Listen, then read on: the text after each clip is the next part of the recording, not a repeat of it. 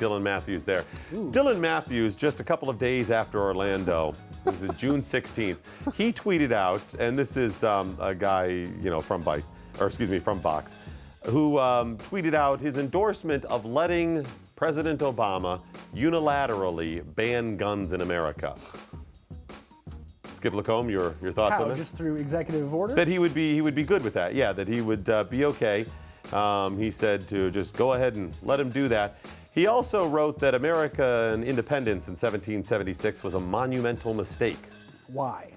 Well, because things like the president can't universally ban guns. He can't do that. Well, no, because there's a constitutional amendment that gives us the right above. Oh, that means nothing. Unfortunately, it does mean less than it used to. He wrote something that was reposted on Friday going into Independence Day weekend.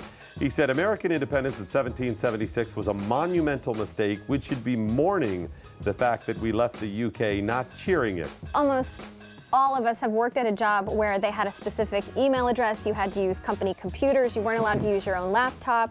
I mean, and those are jobs that I'm not handling classified information, and you have to play by the rules because that's where you work. And I don't understand how it got this far where she was using something that wasn't. Let's say in that scenario, you've had a job like that, you have an account like that, and you go, your boss says, hey, that's cool if you have your own server. Would you go through the process of putting it over? You'd be like, why would I do that? Right. Okay, let's say your husband already has a server set up and you go, I think I'm gonna go through his. For what reason? Right, it just complicates everything. The only reason to do something like this, and I mean, help me out if there's anybody else out there. Right there, give it here, what is it? She's hiding something, Right. wanting to hide something. You're planning to be anonymous about something, confidential, not to the government, confidential to your actions from the American people. Yes. That's it, that's the only thing. I mean, Hillary, if I'm wrong, you are welcome on this program, you're welcome on our morning radio program, and I will go out and campaign for you if you can convince me any reasonable explanation of why you would do this. I will go out and tell people, hey, Hillary is telling the truth about this. I will preach the gospel of you telling the truth. Challenge you to come on here, but you won't because you know you cannot defend it, period. Wow.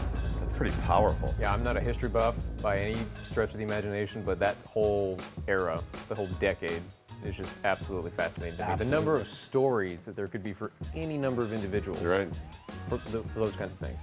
Crazy. Hey, well, you know what's so wonderful about the era from that perspective is too, there were clear-cut right and wrong. There was not as much gray area as you get at other times. I mean, and we were fighting traditional wars where those guys in those uniforms are bad. It's not just random people.